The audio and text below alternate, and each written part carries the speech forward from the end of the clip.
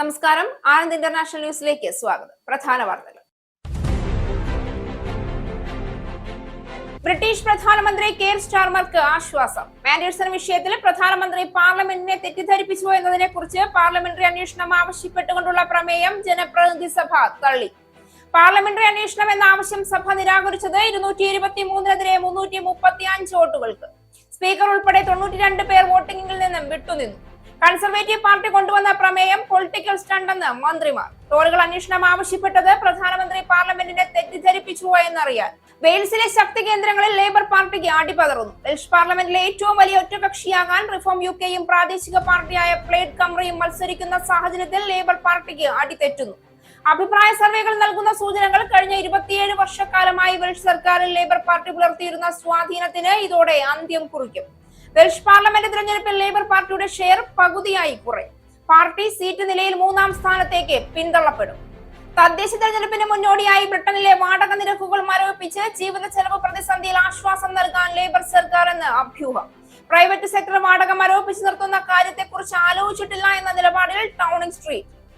യുദ്ധം പ്രതിസന്ധി സൃഷ്ടിക്കുമ്പോൾ ബ്രിട്ടനിലെ ജനജീവിതം ദുസ്സഹമാകുന്നു. വാടക നിരക്കുകൾ മരവിപ്പിക്കാനുള്ള നീക്കം യുദ്ധ പ്രതിസന്ധി ഘട്ടത്തിൽ വോട്ട് നേടാനെന്ന് സൂചന.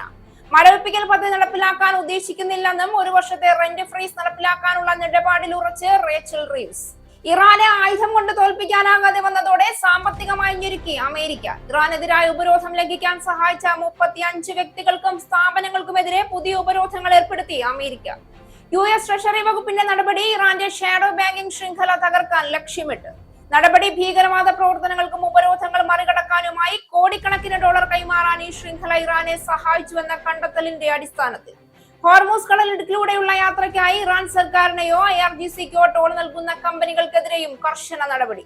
ഇറാൻ യുദ്ധത്തെക്കുറിച്ച് പ്രതിരോധ മന്ത്രാലയം നൽകുന്ന കണക്കുകൾ എത്രത്തോളം കൃത്യമാണെന്ന കാര്യത്തിൽ സംശയം പ്രകടിപ്പിച്ച് American vice president JD Vance. യുദ്ധരംഗത്ത് അമേരിക്കൻ സൈന്യം വൻ വിജയങ്ങൾ നേടുന്നുവെന്നും ഇറാന്റെ നാവിക വ്യോമ പ്രതിരോധ സംവിധാനങ്ങൾ തകർത്തുവെന്നുമുള്ള അവകാശവാദത്തിൽ ഉറച്ച് പ്രതിരോധ സെക്രട്ടറി പീറ്റ് ഹെക്സത്തും ജനറൽ ഡാൻ കെയ്നും. ബംഗാളിൽ അവസാനഘട്ട വോട്ടെടുപ്പ് പുരോഗമിക്കവേ BJPയെ വെല്ലുവിളിച്ച് TMC. ബംഗാളിൽ എല്ലായിടത്തും മോദി തന്നെ മത്സരിക്കുന്നു എന്ന് BJP. മമത ജയിച്ചാൽ മോദി രാജിവെക്കുമോ എന്ന് ഡെറിക് ഒബ്രി. ബംഗാളിൽ BJP തൂത്തുവാരുമെന്ന അവകാശവാദത്തെ പരിഹസിച്ച് അഭിഷേക് ബാനർജി. കേന്ദ്ര ഏജൻസികൾക്കെതിരെ കടുത്ത വിമർശനം ഉന്നയിച്ച് മമതാ ബാനർജി. പുറത്തുനിന്നെത്തിയ പല നിരീക്ഷകരും BJP ഏജന്റുമാരായി പ്രവർത്തിക്കുന്നുവെന്നും TMC കൊടികളടക്കം നീക്കം ചെയ്യുന്ന അന്തരീക്ഷത്തിൽ ആളുകൾ എങ്ങനെ വോട്ട് ചെയ്യുമെന്നും മമതാ ബാനർജി. 5 സംസ്ഥാനങ്ങളിൽ നടക്കുന്ന നിയമസഭാ തെരഞ്ഞെടുപ്പ് അവസാനിച്ചാലും രാജ്യത്തെ ഇന്ധനവില വർദ്ധിപ്പിക്കില്ല എന്ന് കേന്ദ്ര സർക്കാർ.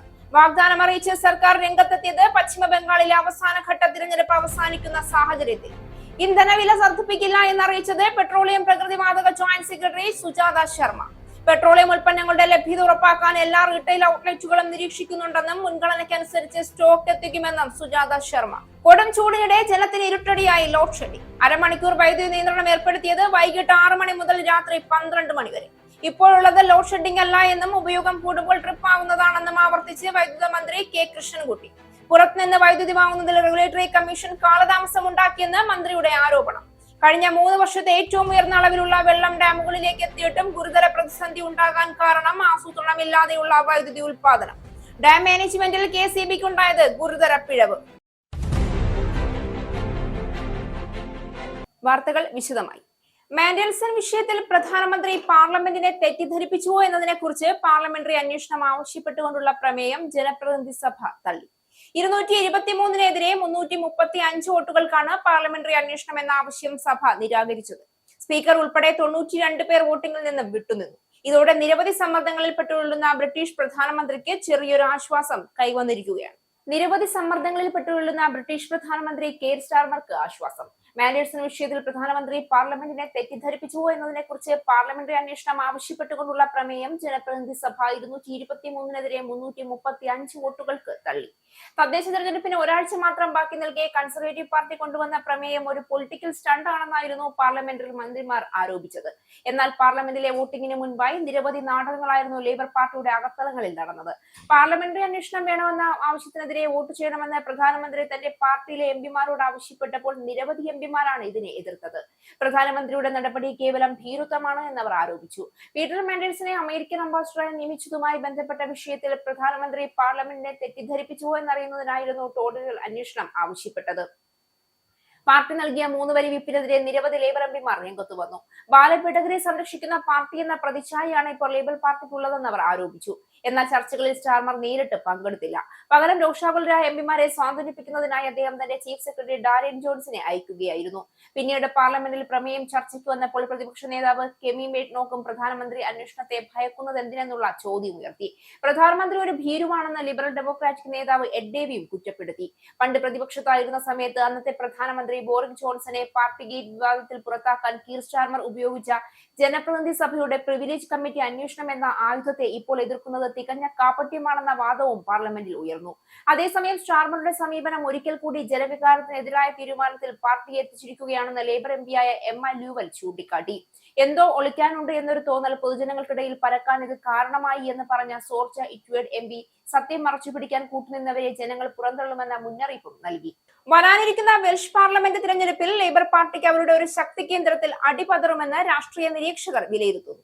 വെൽഷ് പാർലമെന്റിലെ ഏറ്റവും വലിയ ഒറ്റകക്ഷിയാകാൻ റിഫോം യുകെയും പ്രാദേശിക പാർട്ടിയായ പ്ലേഡ് കംബ്രയും മത്സരിക്കുന്ന സാഹചര്യത്തിലാണ് ഇത്. അഭിപ്രായ സർവേകൾ നൽകിയ സൂചനകൾ ശരിയാവുകയാണെങ്കിൽ വെൽഷ് സർക്കാരിൽ കഴിഞ്ഞ 27 വർഷക്കാലമായി ലേബർ പാർട്ടി പുലർത്തിയിരുന്ന സ്വാധീനത്തിന് ഒരു അന്ത്യം വരികയാണ്. പല അഭിപ്രായ സർവേകളിലും പറയുന്നത് ലേബർ പാർട്ടിയുടെ വെയിൽസിലെ വോട്ട് വരാനിരിക്കുന്ന വെൽഷ് പാർലമെന്റ് തിരഞ്ഞെടുപ്പിൽ ഷെയർ പകുതിയായി കുറയുമെന്നാണ്. വെൽഷ് പാർലമെന്റിലെ ഏറ്റവും വലിയ ഒറ്റകക്ഷിയാകാൻ റിഫോം യുകെയും പ്രാദേശിക പാർട്ടിയായ പ്ലേഡ് കംബ്രയും മത്സരിക്കുന്ന സാഹചര്യത്തിലാണ് പുതിയ റിപ്പോർട്ട് പുറത്തുവന്നത്. സൂചനകൾ ശരിയാവുകയാണെങ്കിൽ വെൽഷ് സർക്കാരിൽ കഴിഞ്ഞ 27 വർഷക്കാലമായി ലേബർ പാർട്ടി പുലർത്തിയിരുന്ന സ്വാധീനം ഇതോടെ ഇല്ലാതാകും. ഇതോടെ പാർട്ടി സീറ്റ് നിലയിൽ 3-ാം സ്ഥാനത്തേക്ക് പുറന്തള്ളപ്പെടും. കഴിഞ്ഞ തവണ വെൽഷ് പാർലമെന്റിലേക്ക് ഒരു എംപിയെ പോലും അയക്കാൻ കഴിയാതിരുന്ന റിഫോം യുകെയാണ് ഇന്ന് പ്ലേഡ് കംബ്രയുടെ പ്രധാന എതിരാളി. 32 നിയോജക മണ്ഡലങ്ങളിൽ 12 എണ്ണത്തിൽ കഴിഞ്ഞ തവണ റിഫോം യുകെ 2-ാം സ്ഥാനത്ത് എത്തിയിരുന്നു. ലോക്കൽ തിരഞ്ഞെടുപ്പിന് മുന്നോടിയായി ബ്രിട്ടനിലെ വാടക നിരക്കുകൾ മരവിപ്പിച്ച് ജീവിത ചെലവ് പ്രതിസന്ധിയിൽ ആശ്വാസം നൽകാൻ ലേബർ സർക്കാർ ആലോചിക്കുന്നു എന്ന് റിപ്പോർട്ടുകൾ പുറത്തു വന്നിരുന്നു. എന്നാൽ 24 മണിക്കൂർ തികയും മുൻപ് വാർത്തകൾ തള്ളിയിരിക്കുകയാണ് ടൗണിംഗ് സ്ട്രീറ്റ്. പ്രൈവറ്റ് സെക്ടർ വാടക മരവിപ്പിച്ച് നിർത്തുന്ന കാര്യത്തെക്കുറിച്ച് ആലോചിച്ചിട്ടില്ല എന്നാണ് നമ്പർ 10 നിലപാട്. യുദ്ധം പ്രതിസന്ധി സൃഷ്ടിക്കുമ്പോൾ ജനജീവിതം ദുസ്സഹമാവുകയാണ്. ഈ ഘട്ടത്തിൽ അല്പം ആശ്വാസം നൽകാനും ഇതുവഴി വോട്ട് നേടാനുമാണ് നീക്കമെന്നായിരുന്നു റിപ്പോർട്ട്. ലോക്കൽ തിരഞ്ഞെടുപ്പിന് മുന്നോടിയായി ബ്രിട്ടനിലെ വാടക നിരക്കുകൾ മരവിപ്പിച്ച് ജീവിത ചെലവ് പ്രതിസന്ധിയിൽ ആശ്വാസം നൽകാൻ ലേബർ സർക്കാർ ആലോചിക്കുന്നെന്ന് റിപ്പോർട്ടുകൾ പുറത്തുവന്ന് 24 മണിക്കൂർ തികയും മുൻപ് വാർത്തകൾ തള്ളി ടൗണിംഗ് സ്ട്രീറ്റ്. പ്രൈവറ്റ് സെക്ടർ വാടക മരവിപ്പിച്ച് നിർത്തുന്ന കാര്യത്തെക്കുറിച്ച് ആലോചിച്ചിട്ടില്ല എന്നാണ് നമ്പർ 10 നിലപാട്. ഈ നിലപാടാകില്ല സ്വീകരിക്കുക എന്ന നമ്പർ 10 വക്താവ് വിശദമാക്കി. ഈ പദ്ധതി നടപ്പിലാക്കാൻ ഉദ്ദേശിക്കുന്നില്ല. ബില്ലുകൾ കുറച്ചും കുറഞ്ഞ എനർജി നിരക്കുകളിലൂടെ വാടകയ്ക്ക് താമസിക്കുന്നവരെ പിന്തുണയ്ക്കുകയുമാണ് ഉദ്ദേശിക്കുന്നത് എന്നവർ കൂട്ടിച്ചേർത്തു. അതേസമയം റേച്ചൽ റീവ്സ് പദ്ധതി വിട്ടിട്ടില്ല എന്ന സൂചനയാണ് ഇവർ കോമൺസിൽ നടത്തിയ പ്രസ്താവന വ്യക്തമാക്കുന്നത്. 1 വർഷത്തെ റെന്റ് ഫ്രീസ് നടപ്പാക്കാനാണ് ചാൻസലർ ആലോചിക്കുന്നത്. മിഡിൽ ഈസ്റ്റ് സംഘർഷത്തിന്റെ പ്രത്യാഘാതമായി കുടുംബ ബജറ്റുകൾ ഞെരുക്കം നേരിടുമ്പോൾ ആശ്വാസമായി പ്രഖ്യാപിക്കാൻ ഒരുങ്ങുന്ന പദ്ധതിയിലാണ് ഈ ഫ്രീസിംഗ് ഇടം പിടിക്കേണ്ടിയിരുന്നത്. പ്രധാനമന്ത്രിയുടെ ഓഫീസ് പദ്ധതിയെ എതിർക്കുന്നതായി വ്യക്തമായതോടെ നടപടി മുന്നോട്ടു പോകുമെന്ന് ഉറപ്പില്ല. യുകെയിൽ യുവാക്കളിൽ തൊഴിൽ, വിദ്യാഭ്യാസ, പരിശീലന മേഖലകളിൽ നിന്ന് വിട്ടുനിൽക്കുന്നവരുടെ എണ്ണം കുത്തനെ ഉയരുന്നതായി റിപ്പോർട്ട്. പ്രമുഖ തിങ്ക് ടാങ്കായ റെസൊല്യൂഷൻസ് ഫൗണ്ടേഷൻ പുറത്തുവിട്ട പഠനത്തിൽ രാജ്യത്ത് യുവജന തൊഴിൽ രംഗം പ്രതിസന്ധിയിലാണ് എന്ന് മുന്നറിയിപ്പ് നൽകുന്നു. യുകെയിൽ യുവാക്കളിൽ തൊഴിൽ, വിദ്യാഭ്യാസ, പരിശീലന മേഖലകളിൽ നിന്ന് വിട്ടുനിൽക്കുന്നവരുടെ എണ്ണം കുത്തനെ ഉയരുന്നതായി റിപ്പോർട്ട് പുറത്തു വരുമ്പോൾ 16 മുതൽ 24 വയസ്സ് വരെയുള്ള യുവാക്കളിൽ ഏകദേശം 9 ലക്ഷം പേർ വിദ്യാഭ്യാസത്തിലോ തൊഴിൽ മേഖലയിലോ പരിശീലനത്തിലോ ഇല്ലാത്തവരായി കണ്ടെത്തി. ഇത് കഴിഞ്ഞ 10 വർഷത്തിനിടെ ഏറ്റവും ഉയർന്ന നിരക്കാണ്. 2019 13% നീറ്റ് നിരക്ക് 2025ഓടെ 15% ഉയർന്നതായും റിപ്പോർട്ട് പറയുന്നു. യൂറോപ്പിലെ സമ്പന്ന രാജ്യങ്ങളുമായി താരതമ്യം ചെയ്യുമ്പോൾ ബ്രിട്ടൻ 3ാമത്തെ ഉയർന്ന നിലയിലാണ്. ഇറ്റലി, ലിത്വാനിയ എന്നീ രാജ്യങ്ങൾക്ക് തൊട്ടുപിന്നിലാണ് ബ്രിട്ടന്റെ സ്ഥാനം. അതേസമയം ജർമ്മനി, ഡെൻമാർക്ക് എന്നിവയേക്കാൾ ഉയർന്ന നിരക്കും നെതർലാൻഡ്സിനെ അപേക്ഷിച്ച് 3 ഇരട്ടിയോളം കൂടുതലുമാണ്. യുവാക്കളിൽ ആരോഗ്യ പ്രശ്നങ്ങൾ വർദ്ധിക്കുന്നത്, പ്രത്യേകിച്ച് മാനസികാരോഗ്യം, ഒരു കാരണമാണ്. കൂടാതെ ദുർബലമായ തൊഴിൽ പരിശീലന സംവിധാനം, തൊഴിൽ പ്രോത്സാഹനം കുറവുള്ള ബെനിഫിറ്റ് സംവിധാനം, തൊഴിലവസരങ്ങൾ കുറയുന്ന അവസ്ഥ എന്നിവയെല്ലാം കാരണങ്ങളാണ്. ചാൻസലർ റേച്ചൽ റീവ്സ് പ്രഖ്യാപിച്ച നികുതി വർധനയും കുറഞ്ഞ വേതന വർധനയും തൊഴിലുടമകളുടെ ചെലവ് കൂട്ടിയതായി വ്യവസായ മേഖല കുറ്റപ്പെടുത്തുന്നു. 2019 മുതൽ ബെനിഫിറ്റ് സ്വീകരിക്കുന്നവരുടെ എണ്ണം 1.6 ലക്ഷം മുതൽ 3 ലക്ഷം വരെ ഉയർന്നതായും റിപ്പോർട്ട് വ്യക്തമാക്കുന്നു. മറ്റു രാജ്യങ്ങളിൽ ഇത്തരം യുവാക്കൾക്ക് കൂടുതൽ തൊഴിൽ സഹായം ലഭ്യമാണെന്നും പഠനം പറയുന്നു. ബ്രിട്ടനിലെ യുവജനങ്ങൾക്കിടയിലെ തൊഴിലില്ലായ്മ പ്രശ്നം ഗുരുതരമാവുകയാണെന്നും അടിയന്തര ഇടപെടൽ അനിവാര്യമാണെന്നും റിപ്പോർട്ട് മുന്നറിയിപ്പ് നൽകുന്നു. കോസ്റ്റ് ഓഫ് ലിവിംഗ് പ്രതിസന്ധി അലട്ടുമ്പോഴും മോർഗേജ് നിരക്കുകൾ ഉയർന്നു തന്നെ നിൽക്കുമ്പോഴും യുകെയിൽ ഒരു വീട് വിറ്റുപോകാനുള്ള ശരാശരി സമയത്തിൽ കഴിഞ്ഞ വർഷത്തെ അപേക്ഷിച്ച് ഒരു ദിവസത്തെ വർധനവ് മാത്രമേ ഉണ്ടായിട്ടുള്ളൂ എന്ന് കണക്കുകൾ. എന്നാൽ ലണ്ടനിൽ വീട് വിപണിയിൽ ഇക്കാര്യത്തിൽ വലിയ കാലതാമസമാണ് ദൃശ്യമാകുന്നത്. തലസ്ഥാനത്ത് വീട് വിറ്റുപോകാനുള്ള സമയം കഴിഞ്ഞ വർഷത്തെ അപേക്ഷിച്ച് ഒരാഴ്ച വരെ വർദ്ധിച്ചിട്ടുണ്ടെന്നാണ് വിവിധ റിപ്പോർട്ടുകൾ കാണിക്കുന്നത്. പ്രോപ്പർട്ടി വെബ്സൈറ്റ് ആയ സൂപ്ലയുടെ കണക്കുകൾ പ്രകാരം ഒരു വീട് വിട്ടുപോകാനുള്ള സമയം ദേശീയ തലത്തിൽ ശരാശരി 33 ദിവസമാണെങ്കിൽ ലണ്ടനിൽ ഒരു വീട് വിട്ടുപോകാൻ കഴിഞ്ഞ വർഷത്തേക്കാൾ 6 ദിവസം കൂടുതൽ എടുക്കുമെന്നാണ് റിപ്പോർട്ട്. ഒരു വീട് വിൽക്കാനുണ്ട് എന്ന് കാണിച്ച് ലിസ്റ്റ് ചെയ്യുന്ന സമയം മുതൽ അത് വിറ്റുപോകുന്നത് വരെയുള്ള സമയമാണ് സൂപ്ല കണക്കാക്കിയിരിക്കുന്നത്. മോർഗേജ് നിരക്കിന്റെ വർധന തന്നെയാണ് ഈ സമയം നീളാൻ കാരണമായതെന്നാണ് ഈ മേഖലയിലെ വിദഗ്ധർ പറയുന്നത്. തലസ്ഥാനത്തിന് പുറമെ കിഴക്കൻ ഇംഗ്ലണ്ടിലും വീട് വിറ്റുപോകാൻ ഏറെ താമസം വരുന്നുണ്ട്. തെക്ക് കിഴക്കൻ ഇംഗ്ലണ്ട്, വെസ്റ്റ് മിഡ്ലാൻഡ്സ് എന്നിവിടങ്ങളിൽ വീട് വിറ്റുപോകാൻ കഴിഞ്ഞ വർഷത്തേക്കാൾ കൂടുതൽ സമയമെടുക്കുമ്പോൾ സ്കോട്ട്ലൻഡ്, വടക്ക് കിഴക്കൻ England, Yorkshire and Humber, Wales, east Midlands എന്നിവിടങ്ങളിൽ കഴിഞ്ഞ വർഷത്തെ അപേക്ഷിച്ച് ഈ സമയത്തിന് വലിയ മാറ്റങ്ങൾ വന്നിട്ടില്ല. ആയുധം കൊണ്ട് തോൽപ്പിക്കാനാകാതെ വന്നതോടെ ഇറാനെ സാമ്പത്തികമായി ഞെരുക്കി മെരുക്കാനുള്ള ശ്രമത്തിൽ അമേരിക്ക. ഇറാനെതിരായ ഉപരോധം ലംഘിക്കാൻ സഹായിച്ച 35 വ്യക്തികൾക്കും സ്ഥാപനങ്ങൾക്കുമെതിരെ പുതിയ ഉപരോധങ്ങൾ ഏർപ്പെടുത്തിയെന്ന് അമേരിക്ക വ്യക്തമാക്കി. ഇറാന്റെ ഷാഡോ ബാങ്കിംഗ് ശൃംഖലയെ തകർക്കാൻ ലക്ഷ്യമിട്ടാണ് US ട്രഷറി വകുപ്പിന്റെ നടപടി. ഭീകരവാദ പ്രവർത്തനങ്ങൾക്കും ഉപരോധങ്ങൾ മറികടക്കുന്നതിനുമായി കോടിക്കണക്കിന് ഡോളർ കൈമാറാൻ ഈ ശൃംഖല ഇറാനെ സഹായിച്ചുവെന്ന കണ്ടെത്തലിന്റെ അടിസ്ഥാനത്തിലാണ് നടപടി. ഇറാന്റെ സായുധ സേനയ്ക്കും ഇസ്ലാമിക് റവല്യൂഷണറി ഗാർഡ് കോർപ്സിനും അന്താരാഷ്ട്ര സാമ്പത്തിക സംവിധാനങ്ങൾ ഉപയോഗിക്കാൻ സഹായം നൽകുന്ന ശൃംഖലകളെയാണ് ഇറാൻ സാമ്പത്തികമായി ഞെരുക്കി മെരുക്കാനുള്ള ശ്രമത്തിൽ അമേരിക്ക ലക്ഷ്യമിടുന്നത്. ഇറാനെതിരായ ഉപരോധം ലംഘിക്കാൻ സഹായിച്ച 35 വ്യക്തികൾക്കും സ്ഥാപനങ്ങൾക്കുമെതിരെ പുതിയ ഉപരോധങ്ങൾ ഏർപ്പെടുത്തി. ഭീകരവാദ പ്രവർത്തനങ്ങൾക്കും ഉപരോധങ്ങൾ മറികടക്കാനുമായി കോടിക്കണക്കിന് ഡോളർ കൈമാറാൻ ഈ ശൃംഖല ഇറാനെ സഹായിച്ചുവെന്ന കണ്ടെത്തലിന്റെ അടിസ്ഥാനത്തിൽ ഇറാന്റെ ഷാഡോ ബാങ്കിംഗ് ശൃംഖലയെ തകർക്കാൻ ലക്ഷ്യമിട്ടാണ് US ട്രഷറി വകുപ്പിന്റെ നടപടി. അനധികൃത എണ്ണ വിൽപ്പനയിലൂടെ പണം സ്വീകരിക്കുന്നതിനും മിസൈലുകൾ ഉൾപ്പെടെയുള്ള ആയുധങ്ങൾ വാങ്ങുന്നതിനും ഈ ശൃംഖല സഹായിച്ചുവെന്ന് US ആരോപിക്കുന്നു. ഹോർമൂസ് കടലിടുക്കിലൂടെയുള്ള യാത്രയ്ക്കായി ഇറാൻ സർക്കാരിനെയോ IRGCക്കോ ടോൾ നൽകുന്ന കമ്പനികൾക്കെതിരെ കർശന നടപടി ഉണ്ടാകുമെന്ന് അമേരിക്കൻ ട്രഷറി ഡിപ്പാർട്ട്മെന്റ് മുന്നറിയിപ്പ് നൽകി. ഇറാന്റെ സൈന്യത്തിന് ആവശ്യമായ സാമ്പത്തിക സഹായം എത്തിക്കുന്നതിൽ ഈ ഷാഡോ ബാങ്കിംഗ് സംവിധാനം വലിയ പങ്ക് വഹിക്കുന്നുവെന്ന് US treasury secretary Scott Bessent കുറ്റപ്പെടുത്തി. ഇത് മധ്യേഷ്യയിലെ സമാധാനം തകർത്തുവെന്നും കുറ്റമുണ്ട്. ഉപരോധം ഏർപ്പെടുത്തിയതോടെ പട്ടികയിലുള്ള വ്യക്തികളുടെയും സ്ഥാപനങ്ങളുടെയും അമേരിക്കയിലുള്ള സ്വത്തുക്കൾ മരവിപ്പിക്കപ്പെടും. അവരുമായി ഇടപാടുകൾ നടത്തുന്നതിൽ നിന്ന് അമേരിക്കൻ പൗരന്മാരെയും സ്ഥാപനങ്ങളെയും വിലക്കുകയും ചെയ്യും. ഇറാൻ യുദ്ധത്തെക്കുറിച്ച് പ്രതിരോധ മന്ത്രാലയം നൽകുന്ന കണക്കുകൾ എത്രത്തോളം കൃത്യമാണെന്ന കാര്യത്തിൽ American vice president JD Vance കടുത്ത സംശയം പ്രകടിപ്പിച്ചതായി പുതിയ റിപ്പോർട്ടുകൾ. യുദ്ധരംഗത്ത് അമേരിക്കൻ സൈന്യം വൻ വിജയങ്ങൾ നേടുന്നുവെന്നും ഇറാന്റെ നാവിക വ്യോമ പ്രതിരോധ സംവിധാനങ്ങൾ തകർത്തുവെന്നുമാണ് പ്രതിരോധ സെക്രട്ടറി പീറ്റ് ഹെഗ്സത്തും ജനറൽ ഡാൻ കെയ്നും അവകാശപ്പെടുന്നത്. എന്നാൽ ഈ അവകാശവാദത്തിന് പിന്നിലെ യാഥാർത്ഥ്യം മറ്റൊന്നാണോ എന്നാണ് വാൻസിന്റെ ചോദ്യം. ഇറാൻ യുദ്ധത്തെക്കുറിച്ച് പ്രതിരോധ മന്ത്രാലയം നൽകുന്ന കണക്കുകൾ എത്രത്തോളം കൃത്യമാണെന്ന കാര്യത്തിൽ കടുത്ത സംശയം പ്രകടിപ്പിച്ച അമേരിക്കൻ വൈസ് പ്രസിഡന്റ് JD വാൻസിന് പ്രസിഡന്റ് ഡൊണാൾഡ് ട്രംപിനെ പെന്റഗൺ തെറ്റിദ്ധരിപ്പിക്കുകയാണോ എന്ന ആശങ്കയുമുണ്ട്. യുദ്ധം 8 ആഴ്ച പിന്നിടുമ്പോൾ അമേരിക്കയുടെ മിസൈൽ ശേഖരത്തിൽ വലിയ കുറവുണ്ടായിട്ടുണ്ടെന്നും ഇത് ഭാവിയിൽ ചൈനയോ റഷ്യയോ ഉയർത്തുന്ന വെല്ലുവിളികൾ നേരിടുന്നതിന് തടസ്സമാകുമെന്നും അദ്ദേഹം രഹസ്യ യോഗങ്ങളിൽ ചൂണ്ടിക്കാട്ടി. പരസ്യമായി പ്രതിരോധ സെക്രട്ടറിയെ പ്രശംസിക്കുമ്പോഴും അടച്ചിട്ട മുറികൾക്കുള്ളിൽ വാൻസ് ഉന്നയിക്കുന്ന ചോദ്യങ്ങൾ ട്രംപ് ഭരണകൂടത്തിനുള്ളിലെ ഭിന്നതയുടെ സൂചനയായാണ് രാഷ്ട്രീയ നിരീക്ഷകർ കാണുന്നത്. ഇറാന്റെ സൈനിക ശേഷി പൂർണ്ണമായും തകർക്കപ്പെട്ടുവെന്നാണ് പ്രതിരോധ മന്ത്രാലയത്തിന്റെ വാദമെങ്കിലും രഹസ്യാന്വേഷണ റിപ്പോർട്ടുകൾ പറയുന്നത് മറിച്ചാണ്. ഇറാന്റെ വ്യോമസേനയുടെ 2/3 ഭാഗവും ഇപ്പോഴും സുരക്ഷിതമാണെന്നും ഹോർമൂസ് കടലിടുക്കിൽ ഭീഷണി ഉയർത്താൻ ശേഷിയുള്ള മിസൈലുകളും ബോട്ടുകളും അവരുടെ പക്കൽ ഉണ്ട് എന്നുമാണ് കണ്ടെത്തൽ. ഇതിനിടെ അമേരിക്കയുടെ പക്കലുള്ള പ്രധാന വെടിക്കോപ്പുകളുടെ പകുതിയിലധികം ഇതിനോടകം തന്നെ തീർന്നു പോയതായി പ്രമുഖ തിങ്ക് ടാങ്കായ CSIS വെളിപ്പെടുത്തിയിട്ടുണ്ട്. വെടിവയ്പ്പിനെ തുടർന്നുള്ള സുരക്ഷാ ഭീഷണികൾക്കിടയിലും ബ്രിട്ടനിലെ ചാൾസ് രാജാവിന്റെയും രാജ്ഞി കമിലയുടെയും നിർണായക സന്ദർശനം അമേരിക്കയിൽ തുടങ്ങി. US കോൺഗ്രസിനെ ചാൾസ് അഭിസംബോധന ചെയ്തു. ബ്രിട്ടനും അമേരിക്കയും തമ്മിലുള്ള നയതന്ത്ര സഹകരണം ഏത് പ്രതിസന്ധികൾക്കിടയിലും തുടരണമെന്ന് പ്രസ്താവനയിൽ ചാൾസ് പറഞ്ഞു. പശ്ചിമേഷ്യൻ സംഘർഷത്തിൽ UK അമേരിക്കയെ പിന്തുണയ്ക്കുന്നില്ല എന്ന ട്രംപിന്റെ വിമർശനങ്ങൾക്കിടെയാണ് സന്ദർശനം.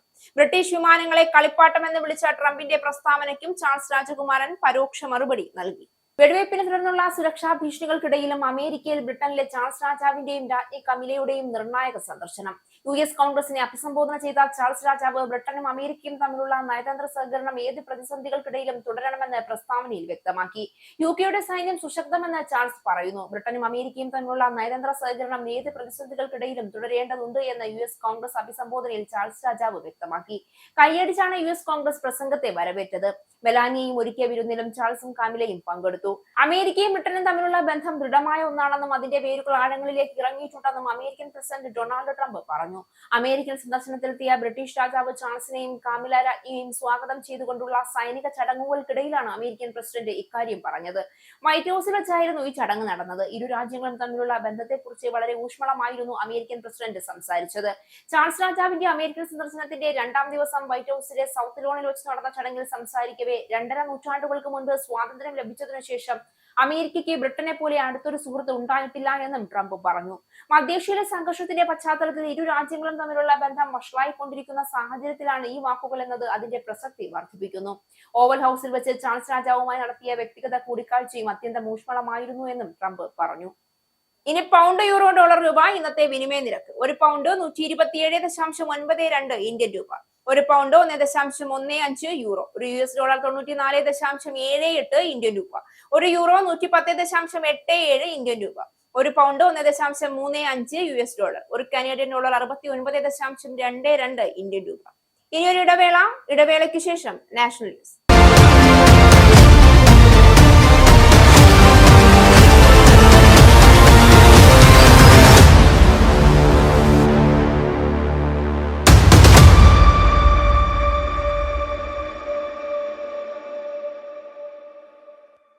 നമസ്കാരം, നാഷണൽ ന്യൂസിലേക്ക് സ്വാഗതം. ബംഗാളിൽ അവസാനഘട്ട വോട്ടെടുപ്പ് പുരോഗമിക്കവേ BJPയെ വെല്ലുവിളിച്ച് TMC രംഗത്ത്. ബംഗാളിൽ എല്ലായിടത്തും മോദി തന്നെ മത്സരിക്കുന്നു എന്ന് BJP പറയുന്നു. മമത ജയിച്ചാൽ മോദി രാജിവെക്കുമോ എന്ന് ഡെറിക് ഒബ്രി. ബംഗാളിൽ BJP തൂത്തുവാരുമെന്ന അവകാശവാദത്തെ പരിഹസിച്ച് അഭിഷേക് ബാനർജിയും രംഗത്തെത്തി. അമിത്ഷാ എന്നൊക്കെ അവകാശവാദം ഉന്നയിച്ചോ എന്നൊക്കെ TMC നേട്ടമുണ്ടാക്കി ഇത്തവണയും ആവർത്തിക്കും. BJP 50 സീറ്റിൽ താഴെ ഒതുങ്ങുമെന്നും അദ്ദേഹം പറഞ്ഞു. ബംഗാളിൽ അവസാനഘട്ട വോട്ടെടുപ്പ് പുരോഗമിക്കെ BJPയെ വെല്ലുവിളിച്ച് രംഗത്ത് വന്ന TMC ബംഗാളിൽ എല്ലായിടത്തും മോദി തന്നെ മത്സരിക്കുന്നു എന്ന് BJP പറയുന്നു. മമത ജയിച്ചാൽ മോദി രാജിവെക്കുമോ എന്ന് ചോദിച്ചു. ഡെറിക് ഒബ്രിയാണ് ചോദ്യം ഉന്നയിച്ചത്. കേന്ദ്ര ഏജൻസികൾക്കെതിരെ മമതാ ബാനർജി കടുത്ത വിമർശനം ഉന്നയിച്ചു. പുറത്തുനിന്നെത്തിയ പല നിരീക്ഷകരും BJP ഏജന്റുമാരായി പ്രവർത്തിക്കുന്നു. TMC കൊടികൾ എല്ലായിടത്തു നിന്നും നീക്കം ചെയ്യുന്നു. ഇത്തരം അന്തരീക്ഷത്തിൽ എങ്ങനെ ആളുകൾ വോട്ട് ചെയ്യും? പ്രവർത്തകരെ എല്ലാം കസ്റ്റഡിയിൽ എടുക്കുകയാണ് എന്നും അവർ കുറ്റപ്പെടുത്തി. ബംഗാൾ നിയമസഭാ തെരഞ്ഞെടുപ്പ് നിരീക്ഷകൻ IPS ഉദ്യോഗസ്ഥൻ അജയ് പാൽ ശർമ്മയുടെ നിയമനത്തിൽ കേന്ദ്ര തിരഞ്ഞെടുപ്പ് കമ്മീഷന്റെ നിയമനത്തെ ചോദ്യം ചെയ്ത് സുപ്രീം കോടതിയിൽ പൊതുതാൽപര്യ ഹർജി. IPS ഉദ്യോഗസ്ഥൻ പക്ഷാപാതപരമായാണ് പെരുമാറുന്നതെന്നും സ്ഥാനാർത്ഥികളെ ഭീഷണിപ്പെടുത്തുന്നുവെന്നും ഹർജിയിൽ പറയുന്നു. ഗുജറാത്ത് തദ്ദേശ തെരഞ്ഞെടുപ്പിൽ BJPക്ക് വിജയം. സംസ്ഥാനത്തെ 15 കോർപ്പറേഷനിലും BJP വിജയിച്ചു. നഗരസഭകളിലും ജില്ലാ പഞ്ചായത്തുകളിലും BJP വൻ മുന്നേറ്റമാണ് നടത്തിയത്. ഗുജറാത്തിലെ 1044 മുനിസിപ്പൽ കോർപ്പറേഷനുകളിൽ 732 എണ്ണവും BJP നേടി. കോൺഗ്രസ് 65 സീറ്റിലും ആം ആദ്മി അടക്കമുള്ള മറ്റു പാർട്ടികൾ 11 സീറ്റിലുമാണ് വിജയിച്ചത്. ഗുജറാത്ത് തദ്ദേശ തെരഞ്ഞെടുപ്പിൽ സംസ്ഥാനത്തെ 15 കോർപ്പറേഷനിലും BJP വിജയിച്ചു. നഗരസഭകളിലും ജില്ലാ പഞ്ചായത്തുകളിലും BJP വൻ മുന്നേറ്റമാണ് നടത്തിയത്. ആകെ 192 സീറ്റുകളുള്ള അഹമ്മദാബാദ് മുനിസിപ്പൽ കോർപ്പറേഷനിൽ 158 സീറ്റിലും സൂറത്ത് കോർപ്പറേഷനിൽ 115 സീറ്റുകളിലും രാജ്കോട്ട് കോർപ്പറേഷനിൽ 72-ൽ 65 സീറ്റും വഡോദരയിൽ 76-ൽ 69 സീറ്റുകളും BJP നേടി. 84 മുനിസിപ്പാലിറ്റികളിലായി 1688 സീറ്റുകളും 34 ജില്ലാ പഞ്ചായത്തുകളായുള്ള 1090 സീറ്റുകളിൽ 503 സീറ്റുകളും BJP കരസ്ഥമാക്കി. മുനിസിപ്പാലിറ്റിയിൽ 389 സീറ്റുകളും ജില്ലാ പഞ്ചായത്തുകളിൽ 68 സീറ്റുകളുമാണ് കോൺഗ്രസ് നേടിയത്. എന്നാൽ സൂറത്ത് മുനിസിപ്പൽ കോർപ്പറേഷനിൽ കോൺഗ്രസ് അക്കൗണ്ട് തുറന്നു. 12ാം വാർഡിൽ അർഷാദ് ജരിവാല വിജയിച്ചത് കോൺഗ്രസിന് തുണയായി.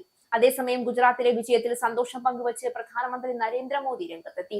ഗുജറാത്തും BJPയും തമ്മിലുള്ള ബന്ധം കൂടുതൽ ദൃഢമായെന്ന് മോദി എക്സിൽ കുറിച്ചു. നല്ല ഭരണത്തിനും സംസ്ഥാന സർക്കാരിന്റെ മികച്ച പ്രവർത്തനങ്ങൾക്കുമാണ് ജനം വോട്ട് ചെയ്തതെന്ന് മോദി പറഞ്ഞു. വർഷങ്ങളായുള്ള BJPയുടെ കഠിന പ്രയത്നത്തെ ജനം സമ്മതിച്ചു. വരും കാലങ്ങൾ ഞങ്ങൾ കൂടുതൽ കഠിനാധ്വാനം ചെയ്യുമെന്നും ഗുജറാത്തിനെ പുതിയ പുരോഗതിയിലേക്ക് കൊണ്ടുപോകുമെന്നും ജനങ്ങളോട് ഉറപ്പു നൽകുന്നുവെന്നും നരേന്ദ്രമോദി പറഞ്ഞു. നിലവിൽ 5 സംസ്ഥാനങ്ങളിൽ നടക്കുന്ന നിയമസഭാ തെരഞ്ഞെടുപ്പ് അവസാനിച്ചാലും രാജ്യത്തെ ഇന്ധനവില വർദ്ധിപ്പിക്കില്ല എന്ന് കേന്ദ്ര സർക്കാർ. പശ്ചിമ ബംഗാളിൽ നാളെ നടക്കുന്ന അവസാനഘട്ട തിരഞ്ഞെടുപ്പ് അവസാനിക്കുന്നതോടെയാണ് വാഗ്ദാനം അറിയിച്ച് സർക്കാർ രംഗത്തെത്തിയത്. പെട്രോളിയം പ്രകൃതിവാതക ജോയിന്റ് സെക്രട്ടറി സുജാത ശർമ്മയാണ് ഇന്ധനവില വർദ്ധിപ്പിക്കില്ല എന്ന് അറിയിച്ചത്. 5 സംസ്ഥാനങ്ങളിലായി നടന്ന നിയമസഭാ തെരഞ്ഞെടുപ്പ് അവസാനിക്കുന്നതോടെ രാജ്യത്ത് ഇന്ധനവില ഉയരുമെന്ന അഭ്യൂഹങ്ങൾ പ്രചരിക്കുന്നത് കണക്കിലെടുത്താണ് നിയമസഭാ തെരഞ്ഞെടുപ്പ് അവസാനിച്ചാലും രാജ്യത്ത് ഇന്ധനവില വർദ്ധിക്കില്ല എന്ന് കേന്ദ്രം പ്രതികരിച്ചത്. രാജ്യത്ത് ഇന്ധന പ്രതിസന്ധി ഉണ്ടാവില്ല എന്നും സംസ്ഥാനങ്ങളുമായി ചേർന്ന് വേണ്ട കാര്യങ്ങൾ ചെയ്യേണ്ടതുണ്ടെന്നാണ് പെട്രോളിയം പ്രതിവാതക മന്ത്രാലയത്തിന്റെ വിശദീകരണം. പെട്രോളിയം ഉൽപ്പന്നങ്ങളുടെ ലഭ്യത ഉറപ്പാക്കാൻ എല്ലാ റീറ്റെയിൽ ഔട്ട്ലെറ്റുകളും നിരീക്ഷിക്കുന്നുണ്ടെന്നും മുൻഗണനയ്ക്കനുസരിച്ച് സ്റ്റോക്ക് എത്തിക്കുമെന്നും സുജാത ശർമ്മ പറഞ്ഞു. രാജ്യത്ത് ആവശ്യമായ പെട്രോൾ, ഡീസൽ, LPG, വ്യോമയാന ടർബൈൻ ഇന്ധനം എന്നിവയുടെ സ്റ്റോക്ക് ഉണ്ടെന്നും കേന്ദ്രം വ്യക്തമാക്കിയിട്ടുണ്ട്. അതേസമയം പെട്രോൾ, ഡീസൽ വില വർദ്ധിപ്പിക്കാൻ സർക്കാർ തീരുമാനിച്ചിട്ടില്ല എന്നും അറിയിച്ചു. വൈദ്യുതി പ്രതിസന്ധിയിൽ കൈമലർത്തി വൈദ്യുതി മന്ത്രി കെ കൃഷ്ണൻകുട്ടി. പ്രതിസന്ധിയെക്കുറിച്ചുള്ള മാധ്യമപ്രവർത്തകരുടെ ചോദ്യത്തിന് ഇപ്പോഴുള്ളത് ലോഡ് ഷെഡിംഗ് അല്ല എന്നും ഉപയോഗം കൂടുമ്പോൾ ട്രിപ്പാകുന്നതാണെന്നും ആവർത്തിക്കുകയാണ് മന്ത്രി. വൈദ്യുതി ഉൽപാദനം കൂടിയെന്ന് മന്ത്രി പറയുന്നുണ്ടെങ്കിലും പ്രതിസന്ധി ആഴമുള്ളതാണ്. പുറത്തുനിന്ന് വൈദ്യുതി വാങ്ങുന്നതിൽ റെഗുലേറ്ററി കമ്മീഷൻ കാലതാമസം ഉണ്ടാക്കിയെന്നും മന്ത്രി കുറ്റപ്പെടുത്തി.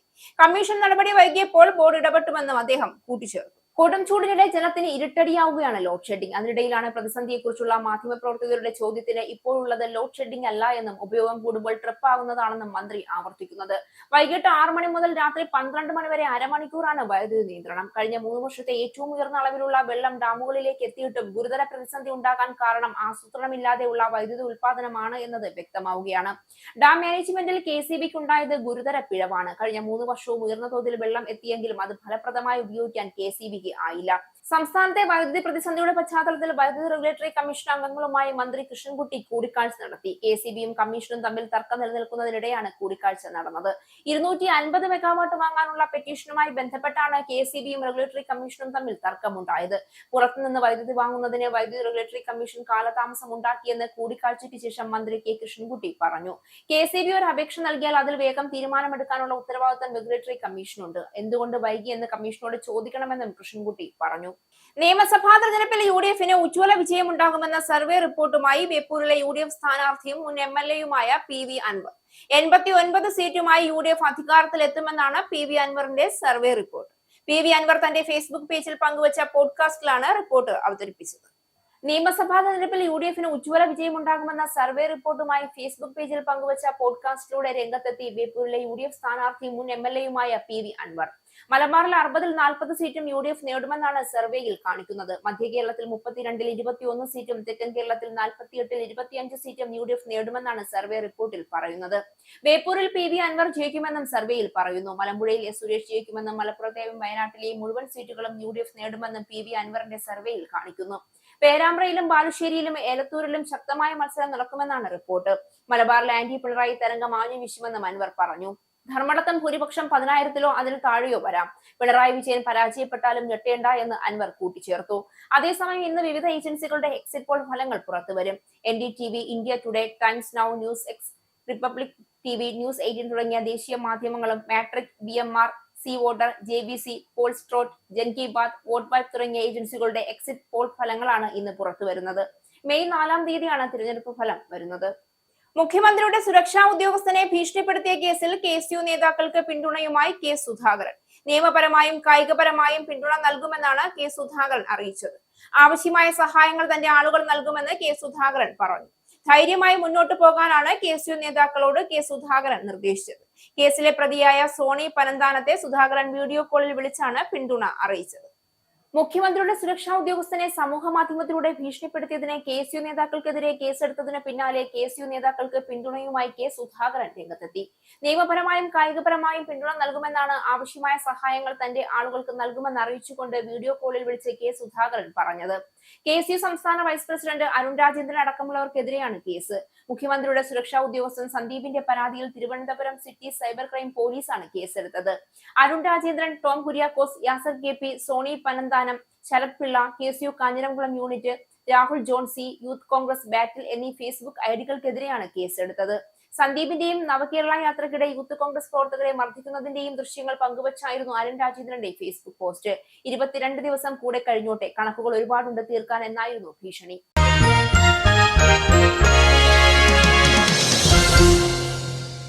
ഓറഞ്ച് ക്യാപ്പ് വീണ്ടും രാജസ്ഥാൻ റോയൽസിന്റെ കൗമാരതാരം വൈഭവ് സൂര്യവംശിയുടെ തലയിലെത്തി.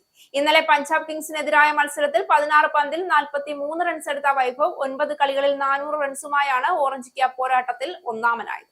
സീസണിൽ 400 റൺസ് തൊടുന്ന ആദ്യ ബാറ്ററുമാണ് വൈഭവ്. ഇന്നലെ പഞ്ചാബ് കിങ്സിനെതിരായ മത്സരത്തിൽ 16 പന്തിൽ 43 റൺസ് എടുത്ത വൈഭവ് 9 കളികളിൽ 400 റൺസുമായാണ് ഓറഞ്ച് ക്യാപ് പോരാട്ടത്തിൽ ഒന്നാമനായത്. പഞ്ചാബിനെതിരെ 5 സിക്സും 3 ഫോറും പറത്തിയ വൈഭവ് ഈ സീസണിൽ അടിച്ച സിക്സുകളുടെ എണ്ണം 37 ആയി. 238.09 സ്ട്രൈക്ക് റേറ്റിലും 44.44 ശരാശരിയിലുമാണ് വൈഭവിന്റെ റൺവേട്ട. ഒരു സെഞ്ചുറിയും 2 അർദ്ധ സെഞ്ചുറികളും വൈഭവ് നേടി. സൺറൈസേഴ്സ് ഹൈദരാബാദ് താരം അഭിഷേക് ശർമ്മയാണ് റൺവേട്ടക്കാരിൽ രണ്ടാമൻ. 8 മത്സരങ്ങളിൽ 380 റൺസുമായാണ് അഭിഷേക് രണ്ടാമതുള്ളത്. 54.29 ശരാശരിയിലും 212.29 സ്ട്രൈക്ക് റേറ്റിലുമാണ് അഭിഷേകിന്റെ റൺവേട്ട. ഒരു സെഞ്ചുറിയും 3 അർദ്ധ സെഞ്ചുറികളും നേടിയ അഭിഷേക് 36 ഫോറും 28 സിക്സും പറത്തി. RCBക്കെതിരായ മത്സരത്തിൽ ഒരു റണ്ണെടുത്ത് മടങ്ങി നിരാശപ്പെടുത്തിയെങ്കിലും ഡൽഹി ക്യാപ്റ്റൻസ് താരം KL രാഹുലാണ് ഓറഞ്ച് ക്യാപ്പ് പോരാട്ടത്തിൽ മൂന്നാമത്. 7 മത്സരങ്ങളിൽ 51.14 ശരാശരിയും 185.49 സ്ട്രൈക്ക് റേറ്റിലും 358 റൺസാണ് രാഹുൽ അടിച്ചെടുത്തത്. RCB സൂപ്പർ താരം വിരാട് കോഹ്ലിയാണ് റൺവേട്ടക്കാരിൽ നാലാമത്. ചെന്നൈ സൂപ്പർ കിങ്സിന്റെ മലയാളി താരം സഞ്ജു സാംസൺ ടോപ്പ് 10ൽ നിന്ന് പുറത്തായി. 8 മത്സരങ്ങളിൽ 2 സെഞ്ചുറി അടക്കം 304 റൺസുള്ള സഞ്ജു 12ാം സ്ഥാനത്താണ്. പ്രധാന വാർത്തകൾ ഒരിക്കൽ കൂടി. ബ്രിട്ടീഷ് പ്രധാനമന്ത്രി കെയർ സ്റ്റാർമർക്ക് ആശ്വാസം. മാൻഡേഴ്സൺ വിഷയത്തിൽ പ്രധാനമന്ത്രി പാർലമെന്റിനെ തെറ്റിദ്ധരിപ്പിച്ചു എന്നതിനെ കുറിച്ച് പാർലമെന്ററി അന്വേഷണം ആവശ്യപ്പെട്ടുകൊണ്ടുള്ള പ്രമേയം ജനപ്രതിനിധി സഭ തള്ളി. പാർലമെന്ററി അന്വേഷണം എന്ന ആവശ്യം സഭ നിരാകരിച്ചത് 223-നെതിരെ 335 വോട്ടുകൾക്ക്. സ്പീക്കർ ഉൾപ്പെടെ 92 പേർ വോട്ടിംഗിൽ നിന്നും വിട്ടുനിന്നു. കൺസർവേറ്റീവ് പാർട്ടി കൊണ്ടുവന്ന പ്രമേയം പൊളിറ്റിക്കൽ സ്റ്റണ്ടെന്ന് മന്ത്രിമാർ. ടോറികൾ അന്വേഷണം ആവശ്യപ്പെട്ടത് പ്രധാനമന്ത്രി പാർലമെന്റിനെ തെറ്റിദ്ധരിപ്പിച്ചുവോ എന്നറിയാൻ. വെയിൽസിലെ ശക്തി കേന്ദ്രങ്ങളിൽ ലേബർ പാർട്ടിക്ക് അടിപതറുന്നു. വെൽഷ് പാർലമെന്റിലെ ഏറ്റവും വലിയ ഒറ്റകക്ഷിയാകാൻ റിഫോം UKയും പ്രാദേശിക പാർട്ടിയായ പ്ലേഡ് കംബ്രയും മത്സരിക്കുന്ന സാഹചര്യത്തിൽ ലേബർ പാർട്ടിക്ക് അടിതെറ്റുന്നു. അഭിപ്രായ സർവേകൾ നൽകുന്ന സൂചനകൾ കഴിഞ്ഞ 27 വർഷക്കാലമായി വെൽഷ് സർക്കാരിൽ ലേബർ പാർട്ടി പുലർത്തിയിരുന്ന സ്വാധീനത്തിന് ഇതോടെ അന്ത്യം കുറിക്കും. വെൽഷ് പാർലമെന്റ് തിരഞ്ഞെടുപ്പിൽ ലേബർ പാർട്ടിയുടെ ഷെയർ പകുതിയായി കുറയും. പാർട്ടി സീറ്റ് നിലയിൽ 3ാം സ്ഥാനത്തേക്ക് പിന്തള്ളപ്പെടും. തദ്ദേശ തെരഞ്ഞെടുപ്പിന് മുന്നോടിയായി ബ്രിട്ടനിലെ വാടക നിരക്കുകൾ മരവിപ്പിച്ച് ജീവിത ചെലവ് പ്രതിസന്ധിയിൽ ആശ്വാസം നൽകാൻ ലേബർ സർക്കാർ എന്ന് അഭ്യൂഹം. പ്രൈവറ്റ് സെക്ടർ വാടക മരവിപ്പിച്ച് നിർത്തുന്ന കാര്യത്തെക്കുറിച്ച് ആലോചിച്ചിട്ടില്ല എന്ന നിലപാടിൽ ഡൗണിംഗ് സ്ട്രീറ്റ്. യുദ്ധം പ്രതിസന്ധി സൃഷ്ടിക്കുമ്പോൾ ബ്രിട്ടനിലെ ജനജീവിതം ദുസ്സഹമാകുന്നു. വാടക നിരക്കുകൾ മരവിപ്പിക്കാനുള്ള നീക്കം യുദ്ധ പ്രതിസന്ധി ഘട്ടത്തിൽ വോട്ട് നേടാനെന്ന് സൂചന. മരവിപ്പിക്കൽ പദ്ധതി നടപ്പിലാക്കാൻ ഉദ്ദേശിക്കുന്നില്ലെന്നും 1 വർഷത്തെ റെന്റ് ഫ്രീസ് നടപ്പിലാക്കാനുള്ള നിലപാടിൽ ഉറച്ച് റേച്ചൽ റീവ്സ്. ഇറാനെ ആയുധം കൊണ്ട് തോൽപ്പിക്കാനാകാതെ വന്നതോടെ സാമ്പത്തികമായി ഞെരുക്കി അമേരിക്ക. ഇറാനെതിരായ ഉപരോധം ലംഘിക്കാൻ സഹായിച്ച 35 വ്യക്തികൾക്കും സ്ഥാപനങ്ങൾക്കുമെതിരെ പുതിയ ഉപരോധങ്ങൾ ഏർപ്പെടുത്തി അമേരിക്ക. US ട്രഷറി വകുപ്പിന്റെ നടപടി ഇറാന്റെ ഷാഡോ ബാങ്കിംഗ് ശൃംഖല തകർക്കാൻ ലക്ഷ്യമിട്ട്. നടപടി ഭീകരവാദ പ്രവർത്തനങ്ങൾക്കും ഉപരോധങ്ങൾ മറികടക്കാനുമായി കോടിക്കണക്കിന് ഡോളർ കൈമാറാൻ ഈ ശൃംഖല ഇറാനെ സഹായിച്ചുവെന്ന കണ്ടെത്തലിന്റെ അടിസ്ഥാനത്തിൽ ഹോർമൂസ് കടലിടുക്കിലൂടെയുള്ള യാത്രയ്ക്കായി ഇറാൻ സർക്കാരിനെയോ IRGCക്കോ ടോൾ നൽകുന്ന കമ്പനികൾക്കെതിരെയും കർശന നടപടി. ഇറാൻ യുദ്ധത്തെക്കുറിച്ച് പ്രതിരോധ മന്ത്രാലയം നൽകുന്ന കണക്കുകൾ എത്രത്തോളം കൃത്യമാണെന്ന കാര്യത്തിൽ സംശയം പ്രകടിപ്പിച്ച് American vice president JD Vance. യുദ്ധരംഗത്ത് അമേരിക്കൻ സൈന്യം വൻ വിജയങ്ങൾ നേടുന്നുവെന്നും ഇറാന്റെ നാവിക വ്യോമ പ്രതിരോധ സംവിധാനങ്ങൾ തകർത്തുവെന്നുമുള്ള അവകാശവാദത്തിൽ ഉറച്ച് പ്രതിരോധ സെക്രട്ടറി പീറ്റ് ഹെക്സത്തും ജനറൽ ഡാൻ കെയ്നും. ബംഗാളിൽ അവസാനഘട്ട വോട്ടെടുപ്പ് പുരോഗമിക്കവേ BJPയെ വെല്ലുവിളിച്ച് TMC. ബംഗാളിൽ എല്ലായിടത്തും മോദി തന്നെ മത്സരിക്കുന്നു എന്ന് BJP. മമത ജയിച്ചാൽ മോദി രാജിവെക്കുമോ എന്ന് ഡെറിക് ഒബ്രി. ബംഗാളിൽ BJP തൂത്തുവാരുമെന്ന അവകാശവാദത്തെ പരിഹസിച്ച് അഭിഷേക് ബാനർജി. കേന്ദ്ര ഏജൻസികൾക്കെതിരെ കടുത്ത വിമർശനം ഉന്നയിച്ച് മമതാ ബാനർജി. പുറത്തുനിന്നെത്തിയ പല നിരീക്ഷകരും BJP ഏജന്റുമാരായി പ്രവർത്തിക്കുന്നുവെന്നും TMC കൊടികളടക്കം നീക്കം ചെയ്യുന്ന അന്തരീക്ഷത്തിൽ ആളുകൾ എങ്ങനെ വോട്ട് ചെയ്യുമെന്നും മമതാ ബാനർജി. 5 സംസ്ഥാനങ്ങൾ നടക്കുന്ന നിയമസഭാ തെരഞ്ഞെടുപ്പ് അവസാനിച്ചാലും രാജ്യത്തെ ഇന്ധനവില വർദ്ധിപ്പിക്കില്ല എന്ന് കേന്ദ്ര സർക്കാർ. വാഗ്ദാനം അറിയിച്ച് സർക്കാർ രംഗത്തെത്തിയത് പശ്ചിമ ബംഗാളിലെ അവസാനഘട്ട തിരഞ്ഞെടുപ്പ് അവസാനിക്കുന്ന സാഹചര്യത്തിൽ. ഇന്ധനവില വർദ്ധിപ്പിക്കില്ല എന്നറിയിച്ചത് പെട്രോളിയം പ്രകൃതിവാതക ജോയിന്റ് സെക്രട്ടറി സുജാത ശർമ്മ.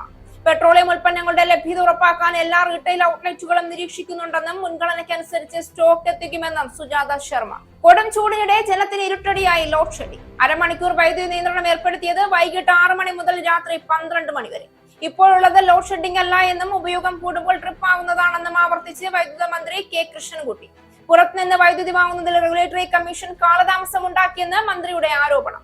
കഴിഞ്ഞ 3 വർഷത്തെ ഏറ്റവും ഉയർന്ന അളവിലുള്ള വെള്ളം ഡാമുകളിലേക്ക് എത്തിയിട്ടും ഗുരുതര പ്രതിസന്ധി ഉണ്ടാകാൻ കാരണം ആസൂത്രണമില്ലാതെയുള്ള വൈദ്യുതി ഉൽപാദനം. ഡാം മാനേജ്മെന്റിൽ KCBക്ക് ഉണ്ടായത് ഗുരുതര പിഴവ്. ഈ ന്യൂസ് ബുള്ളറ്റിൻ അവസാനിച്ചു. നന്ദി.